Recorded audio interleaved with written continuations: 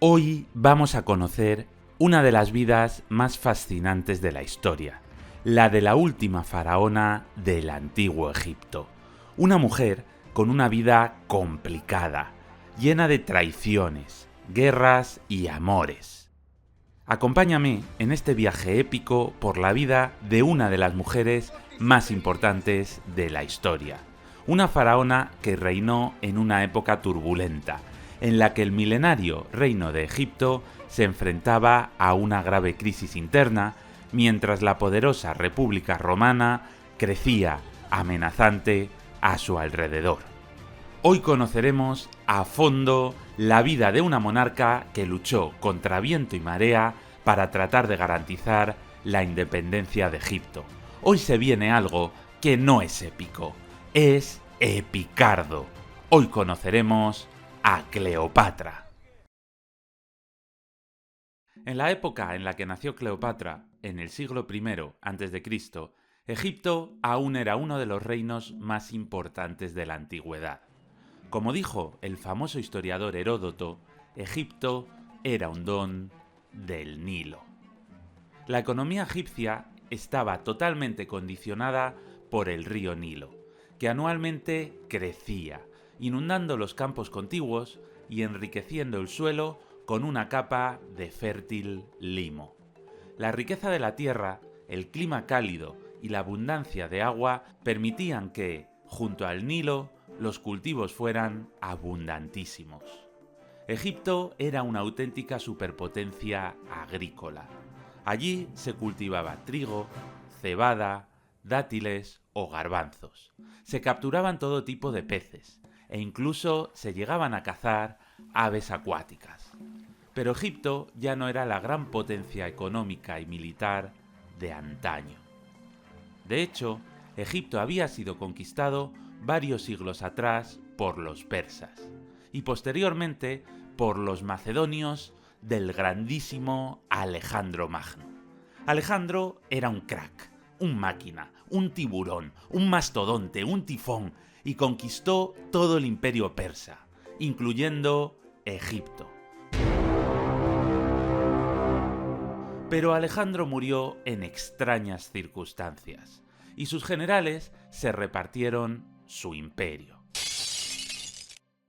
Y quien se quedó con Egipto fue Ptolomeo. Ptolomeo se convirtió en el primer faraón de la dinastía tolemaica, de origen macedonio. Fue así como Egipto entró en un periodo en el cual el país estaba gobernado por una dinastía de origen extranjero. Una dinastía con una cultura y una lengua griega, muy distintas a la egipcia, la del resto del pueblo. En esta nueva etapa, bajo el gobierno de una familia real con cultura griega, Egipto empezó a transformarse. Además de la milenaria religión egipcia, con dioses como Ra, Horus, Osiris o Isis, la religión griega comenzó a infiltrarse en Egipto. Y más importante aún, la dinastía tolemaica revitalizó Egipto, introduciendo innovaciones traídas de Grecia, y construyó una nueva ciudad que se convertiría en la joya del mundo antiguo: Alejandría. La ciudad de Alejandría era impresionante. Estaba emplazada en un extremo del delta, junto a los kilométricos cultivos del Nilo. La ciudad se extendía a lo largo de un cordón litoral que separaba el mar Mediterráneo de una marisma salobre, el lago Mareotis. Su privilegiada ubicación estratégica, controlando las cosechas del delta y con un importante puerto para exportarlas, hizo que se convirtiera en la ciudad más próspera e importante del reino. Mientras que, históricamente, Egipto había sido un reino muy encerrado en sí mismo, en sus fronteras naturales, Alejandría hizo que se abriera más que nunca al Mediterráneo y se convirtió en la ciudad más rica y vibrante de su época. Hasta allí llegaban los cereales del propio Egipto, lujosas maderas del Líbano, exquisitas cerámicas de Grecia, estaño de Italia o lana de los Balcanes. Pero, más importante aún, la ciudad se convirtió en la urbe con más cultura de la antigüedad, especialmente gracias a su famosísima biblioteca, la Biblioteca de Alejandría.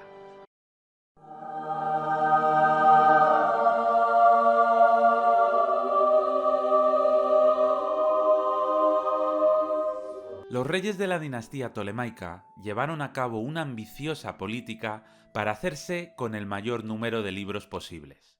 Durante 3 siglos compraron cuantos libros pudieron obtener, llegando a pagar cantidades astronómicas por ellos.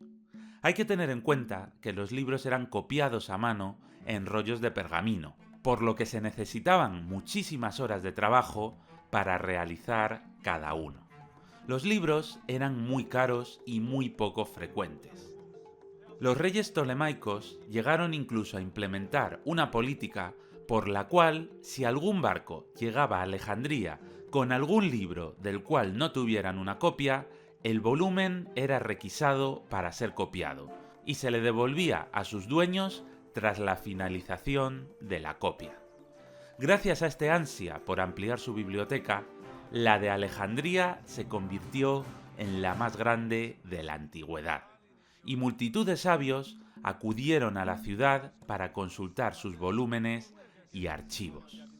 Ante una ciudad tan vibrante e interesante, la dinastía tolemaica decidió convertirla en la capital y construyó allí un lujoso palacio. Casi 3 siglos después de la fundación de la ciudad, desde allí gobernó el faraón Ptolomeo XII. Ptolomeo XII se casó con Cleopatra V y tuvieron 6 hijos: Berenice IV, Cleopatra VI, Ptolomeo XII, Arsínoe IV, Ptolomeo XIV y nuestra Cleopatra, Cleopatra VII, que nació en el año 69 a.C. Nuestra Cleopatra era una princesa. Podríais imaginaros que tuvo una infancia maravillosa. Vivía rodeada de lujo, podía corretear por el palacio, podía corretear por los jardines, podía corretear incluso, si quería, por los tejados. Pero la realidad es que la familia de Cleopatra era un poquito problemática. Su padre, Ptolomeo XII, era conocido como Ptolomeo Auletes, es decir, Ptolomeo el flautista, porque le gustaban más la música y las fiestas que gobernar.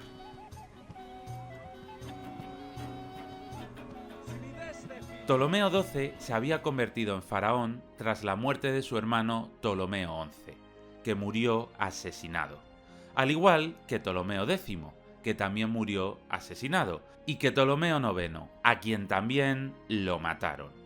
Así que podemos decir que, en esta época, formar parte de la familia real egipcia era un trabajito peligroso.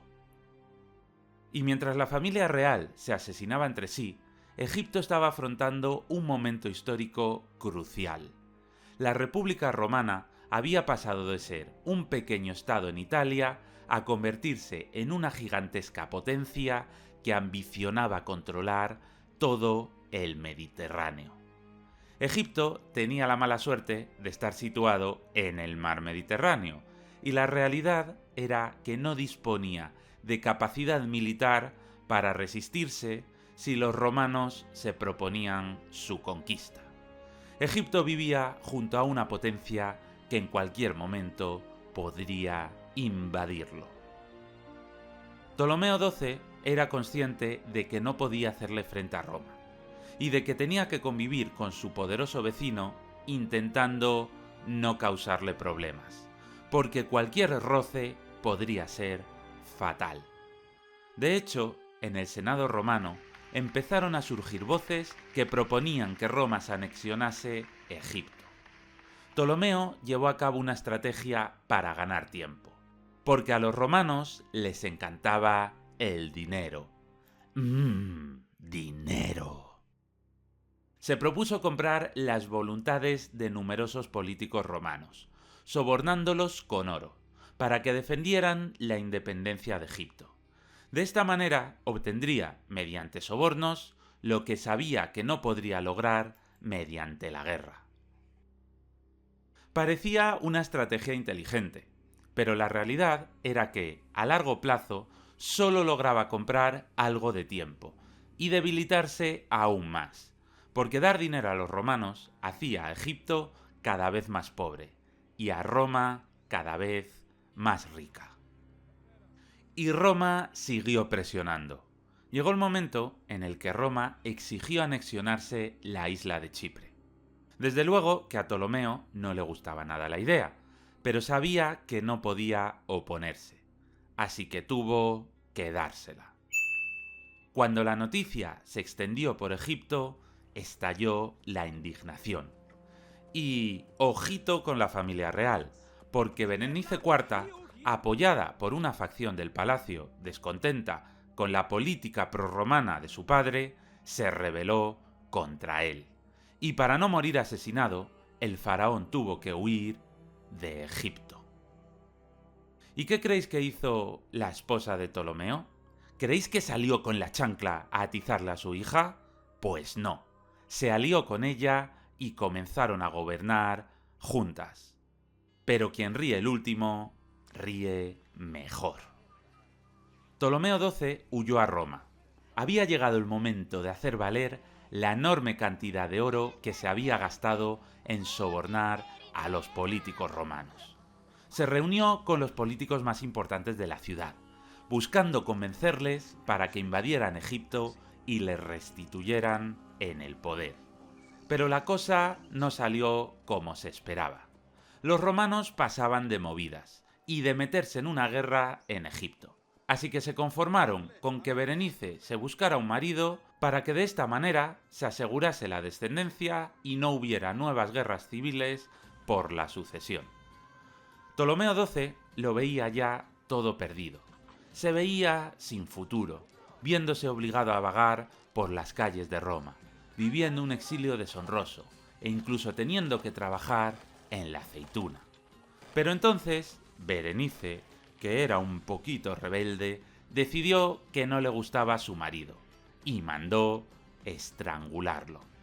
Ptolomeo XII aprovechó entonces para contraatacar y contarle a los romanos lo malísima que era su hija. Y además añadió un nuevo detalle a su petición. Prometió darles más dinero. Dinero. Y ahora sí que aceptaron. Escandalizados por el asesinato y animados por el dinero, los romanos mandaron un ejército a Egipto. Derrotaron al ejército de Berenice IV, restituyeron a Ptolomeo XII en el poder y a Berenice le cortaron la cabeza. ¿Qué? Sí, la cabeza. ¡Uii! Ptolomeo volvió a gobernar durante varios años más, y la pequeña Cleopatra VII creció y se convirtió en una adulta. Cleopatra era una mujer muy culta e inteligente. Fue la primera reina de la dinastía tolemaica que aprendió la lengua egipcia, porque el resto de su familia se mantuvo durante los 300 años hablando únicamente el griego. Pero además del griego y el egipcio, se supone que Cleopatra hablaba también etíope, nabateo, judío, sirio, persa, parto y latín. Es decir, era una auténtica crack. Y por si todo esto fuera poco, tenía encanto y sentido del humor. En definitiva, Cleopatra era una persona sumamente interesante. Finalmente, 4 años después, Ptolomeo XII, antes de morir, dejó ordenado que 2 de sus hijos, el pequeño Ptolomeo XIII y Cleopatra VII, nuestra Cleopatra, gobernaran juntos. El pequeño Ptolomeo XIII tenía 7 años menos que Cleopatra, y mientras que ella era una joven, él era únicamente un adolescente. Y, ojo al dato, de acuerdo con las tradiciones egipcias, para gobernar juntos, ambos hermanos debían casarse. Pero la relación entre ambos hermanos no era nada buena. Y no me refiero a que no hubiera pasión entre ellos, que no la había, sino a que Cleopatra quería reinar sola, y Ptolomeo XIII era un estorbo. Así que Cleopatra y sus ayudantes idearon un plan. Al igual que su padre, Cleopatra era consciente de que la superpotencia de la época, Roma, era quien tenía poder para decidir quién gobernaría en Egipto. Pero en Roma tenían problemitas. Roma estaba en guerra civil. El Senado había proscrito a Julio César, el general más audaz de toda la República Romana. Lo habían acusado de iniciar una guerra ilegal al haber conquistado la Galia sin autorización del Senado. En el fondo, la conquista o no de la Galia no era el problema, sino que existía un grave conflicto por el poder. Una importante facción de la aristocracia romana temía el poder creciente de Julio César, y estaban liderados por Gneo Pompeyo Magno. Total, que Gneo Pompeyo Magno y otros aristócratas romanos no se fiaban de Julio César, y deseaban encarcelarlo. Y César, lejos de amedrentarse, se había propuesto acabar con ellos y hacerse con el poder absoluto. Así que Roma estaba sumida en una guerra civil entre Julio César y sus partidarios contra Pompeyo y los que le apoyaban. Cleopatra no creía que Julio César tuviera posibilidades de vencer, ya que la gran mayoría del territorio romano apoyaba a Pompeyo. Así que, muy inteligentemente, entendió que debía ganarse el apoyo del romano más fuerte. Fue así como Cleopatra envió víveres y tropas para ayudar a Pompeyo en la guerra civil, buscando así que cuando ganara la guerra contra César, quizás la apoyara contra su hermano. ¿Y sabes qué acabó sucediendo? Pues que le dieron like a este vídeo y se suscribieron. No tengo pruebas de esto, pero seguro que lo hicieron, porque si te está gustando el vídeo es súper importante que ayudes al canal dándole like, comentando y suscribiéndote, porque estas cosas son súper importantes para YouTube. Muchas gracias por ayudarnos. Casi todos los egipcios estaban de parte de Ptolomeo XIII, que controlaba la mayor parte del país, por lo que Cleopatra tuvo que escapar y exiliarse a Siria. Todo pintaba fatal para ella. Su hermano se había hecho con el control absoluto del país. Ella había tenido que escapar de Egipto, y Pompeyo, su apuesta en Roma, huyó de la capital perseguido por Julio César. Y por si las cosas no fueran suficientemente mal, Julio César demostró su genio militar derrotando a Pompeyo en la batalla de Farsalia. El ejército pompeyano fue destruido y miles de sus soldados capturados. Pompeyo sobrevivió a la batalla y escapó, y su destino fue Egipto. Su plan era convencer a Ptolomeo XIII para que le diera dinero y tropas para formar un nuevo ejército con el que enfrentarse a Julio César.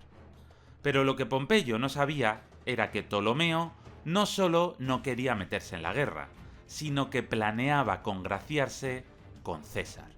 Así que cuando Pompeyo llegó a Egipto, la bienvenida no fue como se esperaba. Los soldados egipcios le cortaron la cabeza. ¿Qué? Sí, la cabeza. ¡Uii! Julio César, que desconocía el asesinato, puso rumbo a Egipto dispuesto a apresar a Pompeyo. Pero cuando llegó, Ptolomeo XIII le mandó la cabeza, pensando que recibiría el regalo con alegría. Pero Julio César se sintió profundamente ofendido. Vale que Pompeyo era su enemigo, vale que habían luchado a muerte, pero le parecía deshonroso que lo hubiesen matado a traición, y que además lo hubiesen decapitado. Ptolomeo XIII la había cagado. Muy enfadado por su actuación, Julio César decidió presionarle. Egipto le debía a Roma 17 millones de dracmas. Julio César tenía muchas deudas que pagar y, además, le encantaba el dinero. dinero. Así que, para darle una lección a Ptolomeo, le exigió que pagara la deuda inmediatamente. En principio, César también debería estar enemistado con Cleopatra, porque ella había ayudado a Pompeyo anteriormente. Pero tras el asesinato perpetrado por Ptolomeo XII, Julio César estaba ahora enfadado con los dos. Y Cleopatra decidió jugársela y tratar de ganarse su apoyo. Así que pronunció su célebre frase: "Se vienen cositas". Viajó de incógnito de vuelta a Egipto y consiguió que la metieran en el Palacio Real de Alejandría, escondida dentro de una alfombra enrollada, burlando así a los guardias egipcios. Y aquí llega el momento Peggy 18. Allí, en el Palacio Real de Alejandría, se alojaba Julio César. El sirviente llevó la alfombra ante él, y al desenrollarla, Cleopatra salió con toda su sensualidad y le dijo: "Hola, César". Grrr. Así que podemos decir que Cleopatra supo ser extremadamente convincente.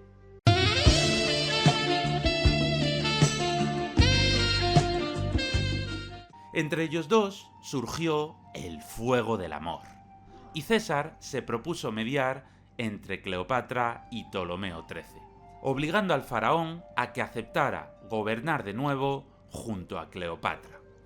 Ptolomeo tuvo que aceptar temporalmente, ya que los 4.000 soldados romanos que había traído Julio César le impedían negarse.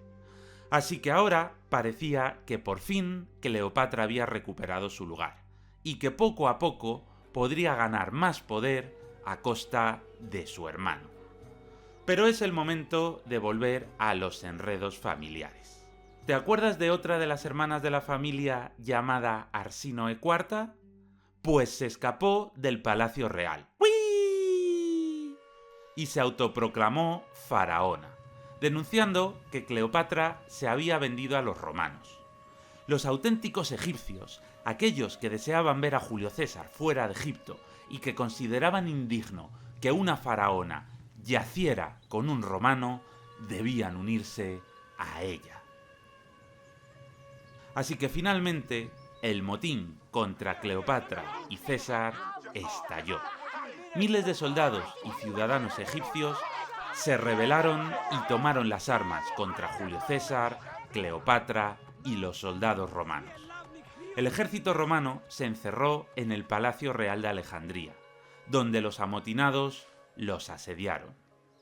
César mandó un mensajero en busca de refuerzos. ¡Uii! Los romanos estaban en inferioridad numérica, pero hicieron valer su entrenamiento, logrando resistir contra unos enemigos muy superiores en número.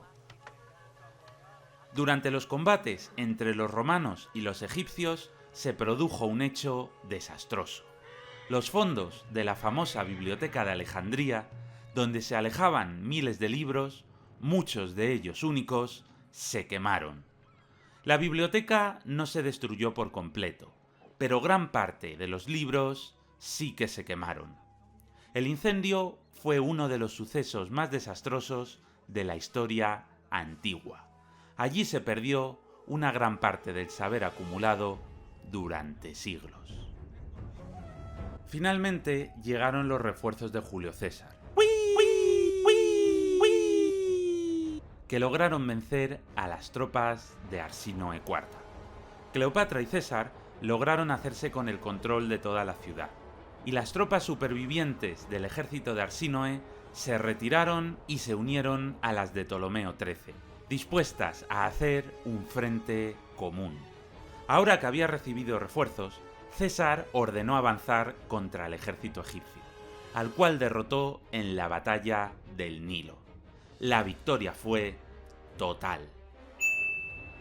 Arsínoe fue capturada por los romanos, y Ptolomeo XIII intentó escapar en barco, pero la nave, sobrecargada con supervivientes, volcó y se hundió, y Ptolomeo XIII murió.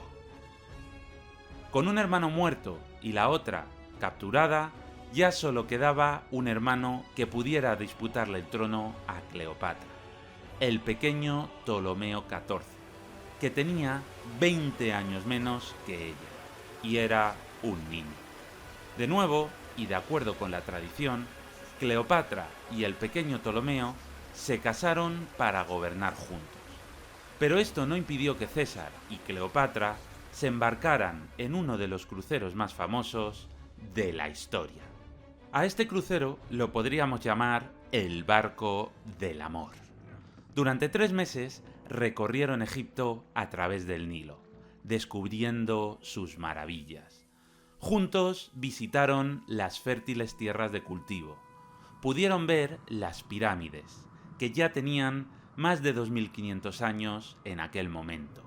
Visitaron pueblos, templos, oasis y las arenas del desierto. Durante 3 meses de crucero, el amor no cesó.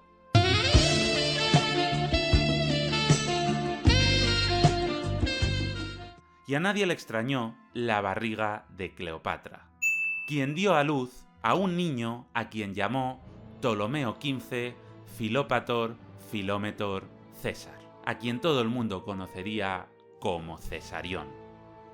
Cleopatra ya se había asentado en el poder, se había convertido en la auténtica gobernante de Egipto. Pero Julio César no permaneció más tiempo allí. Tenía que terminar de luchar contra los últimos seguidores de Pompeyo, así que se marchó de Egipto. Finalmente, Julio César ganó la guerra civil, y Cleopatra viajó a Roma a visitarle. Se trató de un viaje muy complicado. En Roma, la cultura egipcia causaba fascinación, pero a la vez generaba cierto rechazo. Muchos veían a Cleopatra como una reina extranjera con una influencia excesiva sobre Julio César. Algunos incluso temían que los valores tradicionales romanos acabaran contaminados por la cultura egipcia. Y mientras Cleopatra estaba en Roma, sucedió el drama. Julio César fue asesinado. Un grupo de senadores que desconfiaba de sus intenciones y pensaba que quería coronarse rey, lo mató a puñaladas.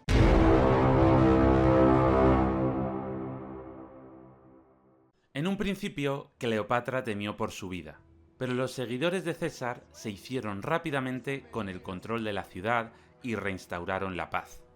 Cleopatra albergaba la esperanza de que César hubiera nombrado a Cesarión heredero suyo, lo que le daría una enorme fortuna, e incluso la posibilidad de gobernar conjuntamente Egipto y Roma.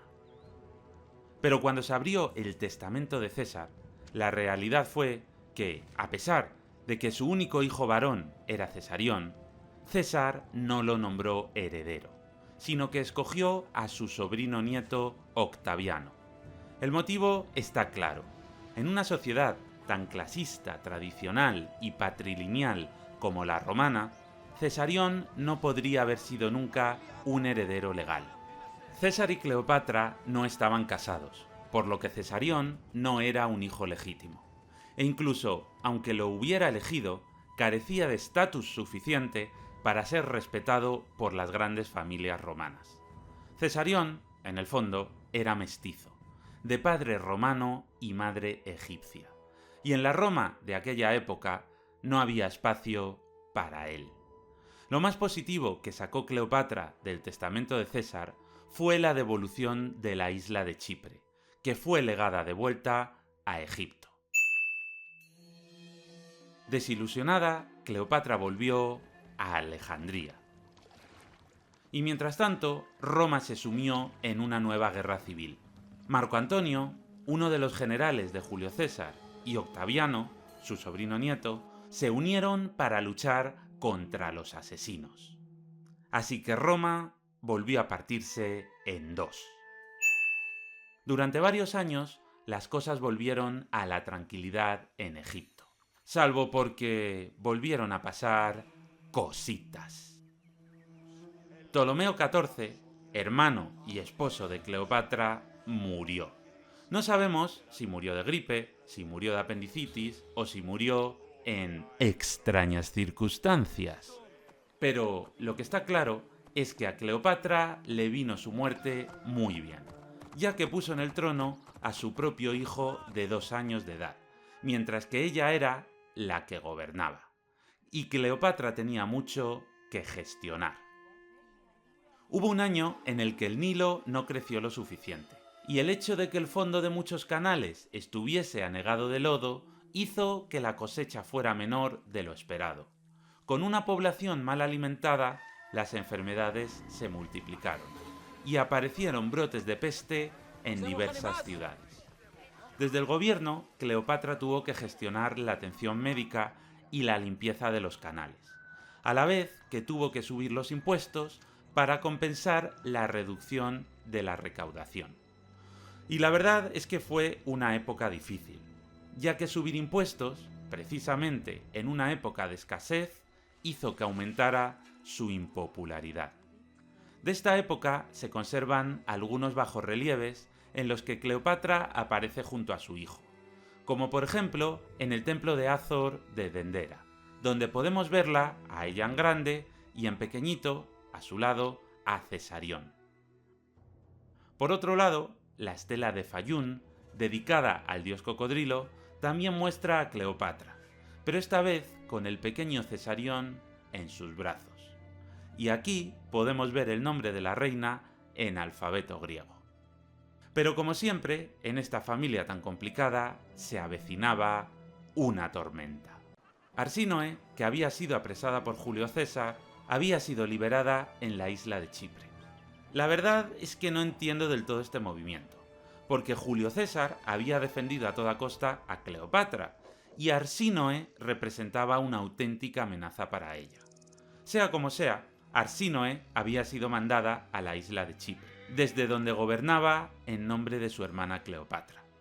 Ahora que César estaba muerto y que los romanos se habían sumido en otra guerra civil, nadie prestaría atención si ordenaba matar a Arsínoe. Así que Cleopatra volvió a decir su frase: se vienen cositas. Mandó una flota a Chipre con una orden clara: matar a Arsínoe. Pero su hermana escapó a las provincias que controlaban los asesinos de César. Si estos lograban ganar la guerra, ella podría tratar de conseguir que la pusieran en el trono de Egipto. Arsínoe había escapado. Pero en Roma seguían pasando cositas. Los asesinos de César, liderados por Casio y Bruto, controlaban Oriente. Pero contra ellos se habían unido unos auténticos cracks, unos mastodontes, unos máquinas, unos figuras, unos tiburones. Octaviano, el sobrino nieto de César, Marco Antonio, el general y amigo de César, y Lépido, un Pink Floyd que la verdad es que no pintaba mucho. Juntos formaron el segundo triunvirato, llamado así porque años atrás César, Pompeyo y Craso habían formado otro. Los tres se repartieron el poder y lucharon conjuntamente contra los asesinos de César, derrotándolos en la batalla de Filipos. La derrota de los asesinos fue total, y los tres triunviros procedieron a repartirse el control de las provincias romanas. Marco Antonio, que había destacado militarmente sobre sus dos compañeros, pudo escoger las provincias más ricas, las de Oriente. Octaviano se quedó con Occidente, y Lépido, como era un Pink Floyd que ni pinchaba ni cortaba, se quedó con súper poco territorio. Pero las tensiones entre Marco Antonio y Octaviano iban cada vez en aumento. En el fondo, ambos ambicionaban acabar haciéndose con el poder total, como César. Roma era demasiado pequeña para la ambición de los dos. Marco Antonio era un pieza. Si Julio César era un picha brava, él era un picha brava al cuadrado. Borracho, mujeriego, juerguista. Estaba casado con una mujer llamada Fulvia y básicamente tenía 3 aficiones: la guerra, la bebida y... bueno, pues eso, Cleopatra recibió un mensaje de Marco Antonio reclamando su presencia. El general romano planeaba conquistar Partia, un reino enemigo de Roma, y quería dinero y tropas egipcias. Y Cleopatra decidió entonces ganarse su apoyo. La cita fue en la ciudad de Tarso, y Cleopatra viajó hasta allá en un lujoso barco. Llega aquí otro momento... Peggy 18. Porque al igual que con Julio César, Cleopatra supo ser extremadamente convincente. Cleopatra sobrecogió a Marco Antonio con un lujo que los romanos nunca habían visto. ¿Os acordáis de ese crucero por el Nilo al que bautizamos como el Barco del Amor? Pues ahora Cleopatra se bajó un DLC y estrenó el Barco del Amor 2.0. Y era impresionante. Este Barco del Amor estaba decorado con lujosas alfombras, una vajilla maravillosa, carísimas mesas y asientos fabulosos. Y allí dio varios banquetes para Marco Antonio y sus generales, mientras comían exquisitos manjares y los músicos tocaban las mejores melodías. Además, se presentó ante él vestida como Afrodita, la diosa del amor. Y si Afrodita se caracterizaba por algo, era por ir prácticamente desnuda. Cuando Marco Antonio subió a su barco, flipó en colores. Cleopatra estaba rodeada de un séquito caracterizado como cupidos y ninfas, y ella apareció prácticamente desnuda y ataviada con riquísimas joyas. Y bueno, a nadie le extrañará que después de ser tan convincente,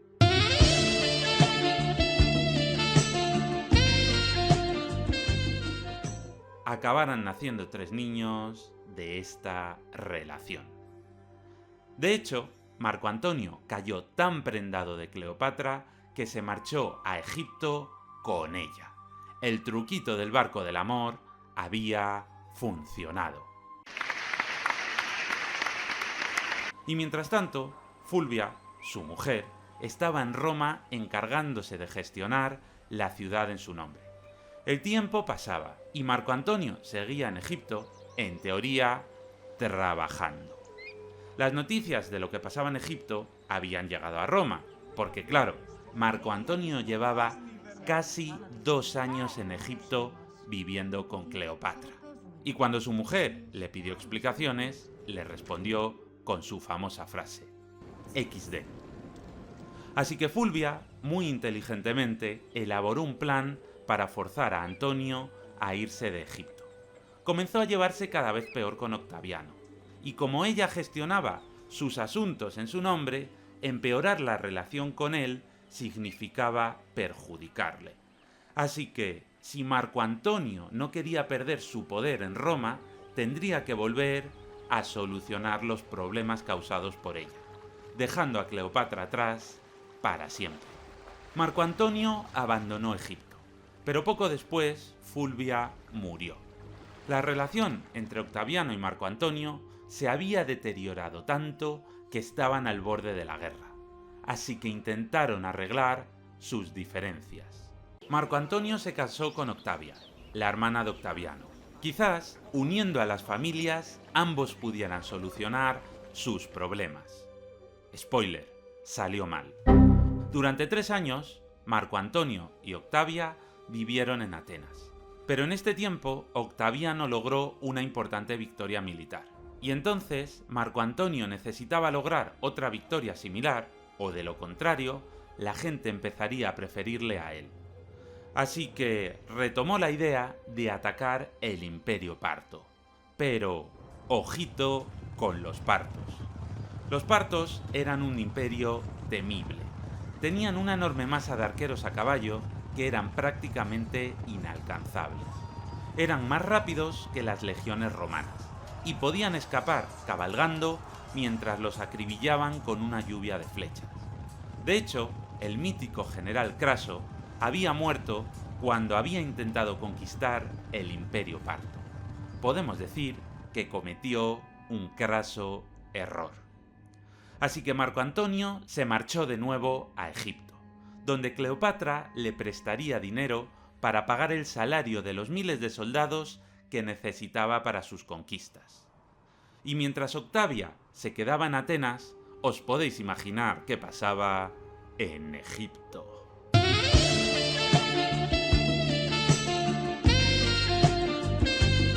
Pero quizás te estés preguntando qué ganaba Cleopatra uniéndose a Marco Antonio. Bueno, en primer lugar, parece ser que realmente había amor. Desde este momento, Marco Antonio y Cleopatra se volvieron inseparables y pasaron juntos el resto de sus vidas, mientras que Octavia se quedaba con cara de what the fuck. Y en segundo lugar, Roma estaba creciendo a una velocidad espectacular. Las conquistas de las últimas décadas eran enormes y hacían falta gobernadores para controlarlas. Poner gobernadores romanos era un plan que no había salido muy bien, ya que no solían obedecer y, si se volvían demasiado poderosos, empezaban a ambicionar el poder. Basta recordar lo que había pasado con Julio César. Sin embargo, un plan mucho mejor era crear pequeños reinos clientes en las nuevas zonas conquistadas. Pequeños reinos que eran fieles a Roma y cuyos monarcas, al ser extranjeros, nunca podrían ambicionar controlar la propia Roma. Y el Egipto de Cleopatra era uno de estos estados. Cleopatra aspiraba a conseguir nuevos territorios gracias a su relación con Marco Antonio. De hecho, Marco Antonio presionó a los reyes de Judea y Nabatea para que cedieran a Egipto parte de sus territorios. El plan de Cleopatra estaba saliendo genial. Finalmente, Marco Antonio se puso en marcha con su ejército, dispuesto a darle una paliza a los partos. Pero quien sufrió la paliza fue él. Los partos volvieron a ser invencibles, y Marco Antonio volvió a la costa mediterránea derrotado. Y aquí comenzó el drama. Octaviano y Marco Antonio. Roma era demasiado pequeña para los dos. La guerra entre ambos era cuestión de tiempo. Y si Marco Antonio quería triunfar, necesitaba dinero y soldados. Tenía un gran dilema. Egipto era muy rico, y si se quedaba con Cleopatra, tendría suficiente dinero para recomponerlo. Pero su enemistad con Octaviano se aceleraría. Y si volvía a Grecia con su mujer Octavia, la enemistad se ralentizaría, pero perdería el apoyo económico de Cleopatra, y no tendría suficiente dinero para igualar el ejército de Octaviano, por lo que a largo plazo acabaría siendo derrotado por él. En base a sus intereses personales, Marco Antonio tomó la decisión más inteligente. Volvió con Cleopatra. Tan solo un año después, Marco Antonio marchó de nuevo a la guerra contra los partos, y aunque no logró derrotarlos del todo, al menos conquistó Armenia. Al volver, los amantes celebraron un gran desfile, y Marco Antonio tomó una de las decisiones más trascendentales de su vida, un paso que sentenció la vida de ambos. Hasta entonces, él había sido un general romano, y todo lo que había conquistado pertenecía, como no podía ser de otra manera, a Roma. Pero llegado este momento, para empezar, pidió el divorcio de Octavia, dando por terminada su unión con Octaviano. Y más importante aún, realizó las llamadas donaciones de Alejandría, donando territorios romanos a sus hijos con Cleopatra, Armenia a Alejandro Helios, Cirenaica y Libia a Cleopatra Selene y Siria y Cilicia a Ptolomeo Filadelfo. De esta manera, Marco Antonio dejaba claro que renunciaba a su identidad romana y que ponía por delante los intereses de Egipto. Pero esta acción, además, incurría en una gravísima ilegalidad, porque esos territorios no eran suyos, sino que eran de Roma. Octaviano tenía ahora la excusa perfecta para ir a por él. Lo acusó de traición. Estaba dando territorios romanos a Egipto y estaba anteponiendo a sus hijos medio egipcios a su verdadera patria. Como Marco Antonio se había apartado de Roma con este acto, Octavio se había convertido en el auténtico dueño de la República. Pero no dejaría que los amantes siguieran gobernando Egipto. Años de tensiones terminarían pronto. La guerra ya era inevitable. Aunque nos parezca increíble, ni a Octaviano ni a los romanos en general les afectó el hecho de que Marco Antonio llevara años engañando a su mujer con Cleopatra. En una sociedad profundamente machista como la romana, eso se consideraban asuntos privados, trapos sucios que lavar en casa, y no consideraban ofensiva la humillación a la que se estaba sometiendo a Octavio. Al fin y al cabo, no se había tratado de un matrimonio por amor, y, según la ley romana, los hombres podían engañar a sus mujeres. Aunque si eran ellas las que los engañaban, sí que cometían un delito. El problema entre Octaviano y Marco Antonio era una lucha por el poder. Octaviano se preparó para atacar Egipto, y Marco Antonio y Cleopatra para contraatacar. Existía la posibilidad de que Egipto pudiera rivalizar con Roma. La economía egipcia se puso al servicio de la guerra. Los impuestos de Egipto y los de las provincias romanas de Marco Antonio se usaron para reclutar un enorme ejército, y los monarcas de los reinos clientes también fueron obligados a aportar tropas.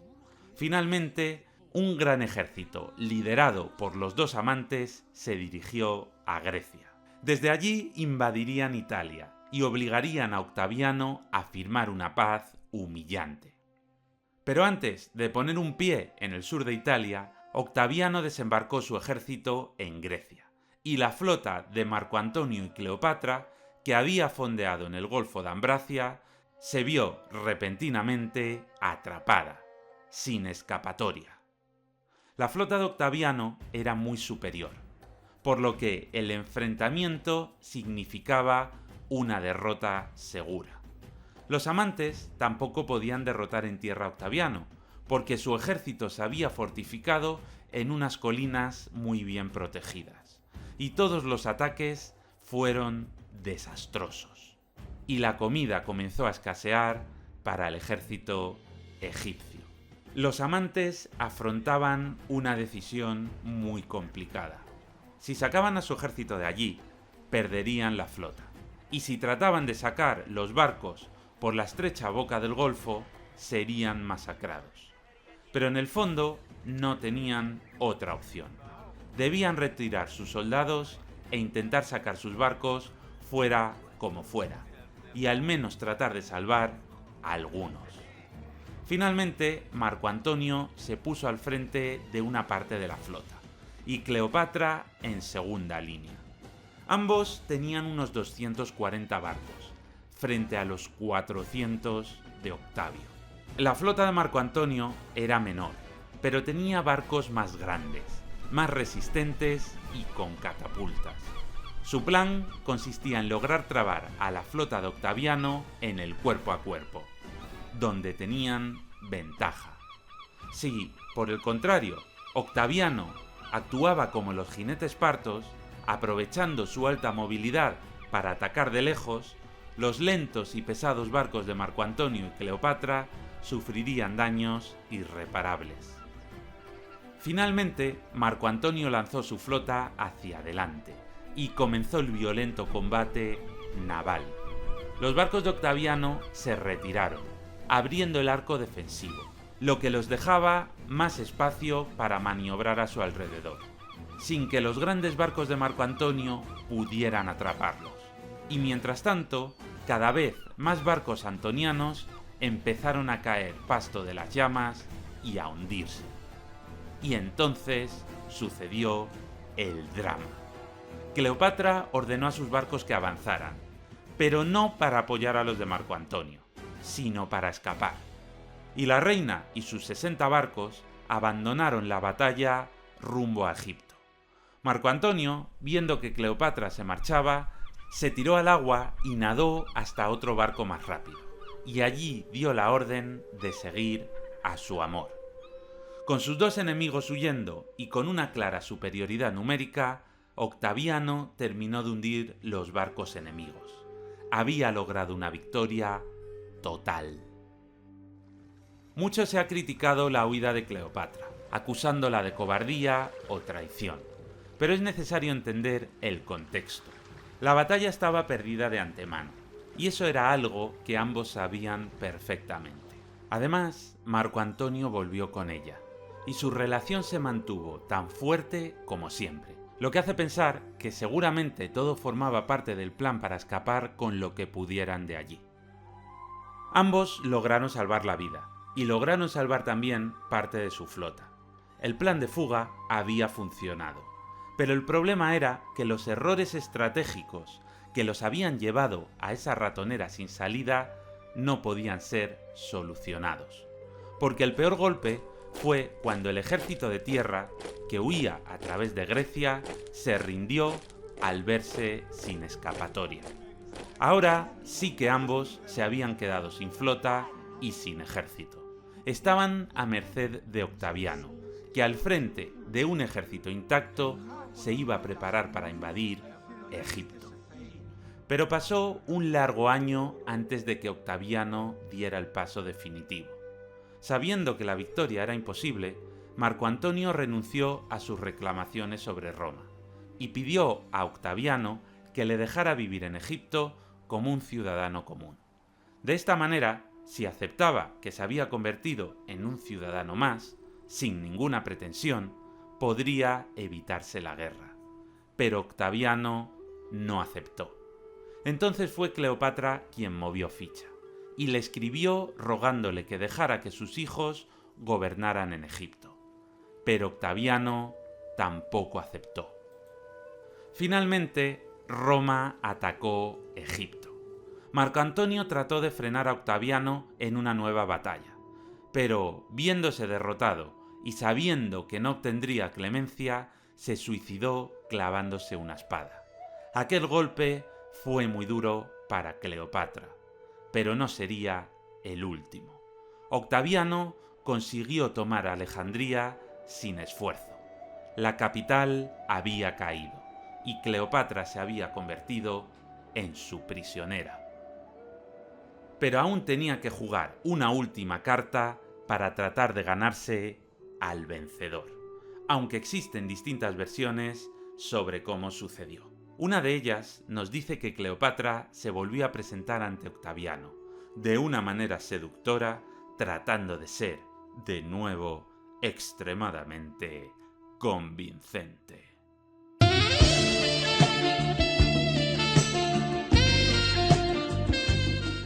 Pero la verdad es que, dado el contexto, es poco probable que pensara que podía engañar a Octaviano así. Porque César y Marco Antonio nunca habían sido realmente sus enemigos. Pero Octaviano sí. Pensar que podía seducir a alguien que la despreciaba tan profundamente no parece muy realista. La otra versión nos cuenta que se presentó ante él llorando, desaliñada y con arañazos por todo el cuerpo, mostrándose como una mujer hundida y desesperada que buscaba la clemencia del vencedor. Esta versión, en mi opinión, es mucho más creíble. Pero no logró obtener nada de Octaviano, quien estaba dispuesto a quedarse con Egipto. Así que, viendo que todo estaba perdido, Cleopatra pidió permiso para ir a ver la tumba de Marco Antonio. Allí, junto al cuerpo de su gran amor, se dejó morder por una serpiente venenosa. Y así fue como Cleopatra VII, derrotada, murió junto a la tumba de Marco Antonio.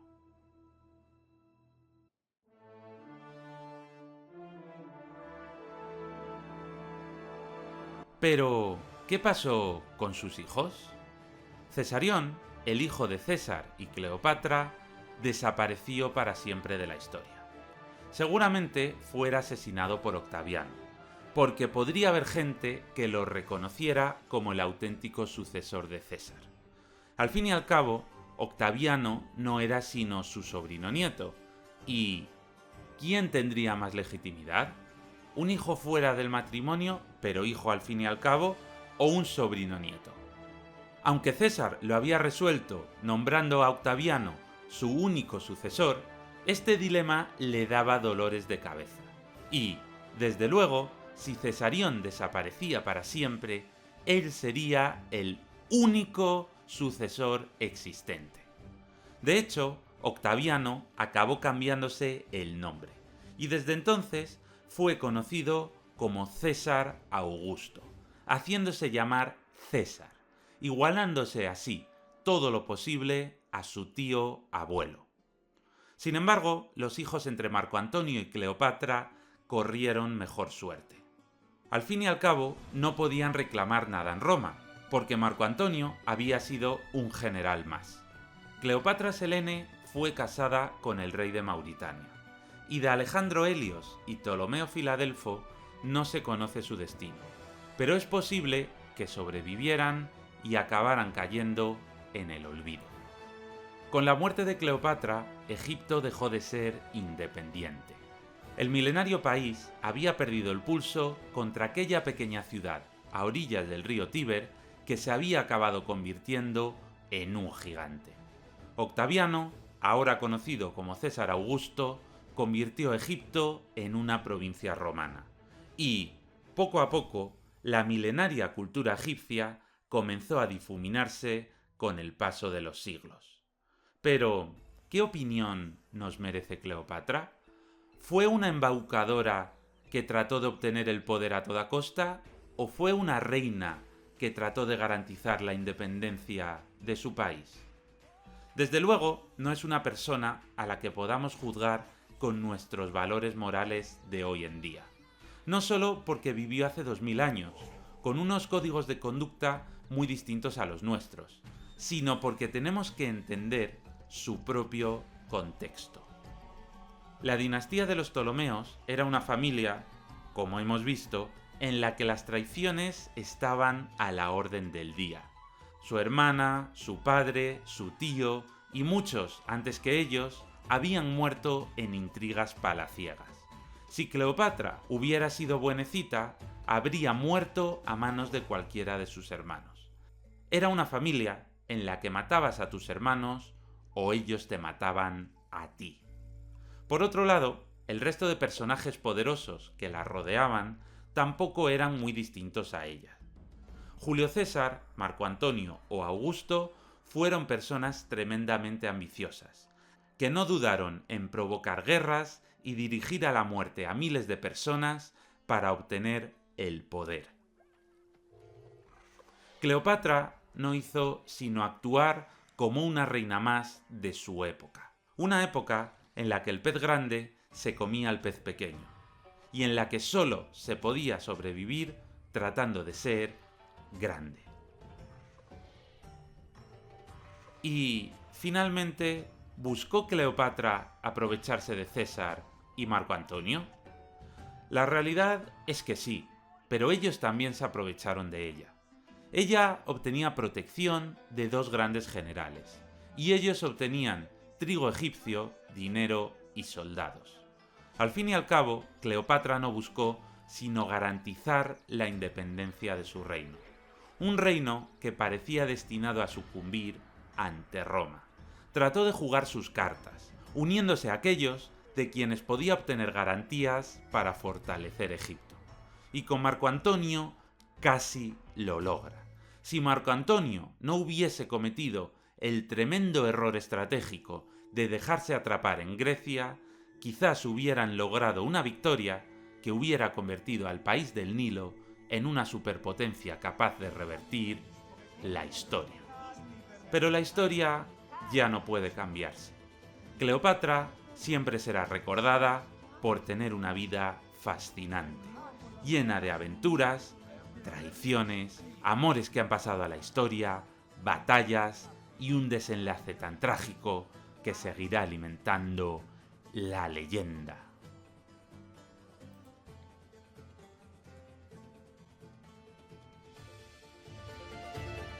Si te ha gustado el vídeo, tengo que pedirte que le des un buen like y te suscribas. Porque como te puedes imaginar, un vídeo con esta duración tiene un trabajo enorme. Así que es muy importante que ayudes al canal interactuando con él. Muchas gracias y un saludo.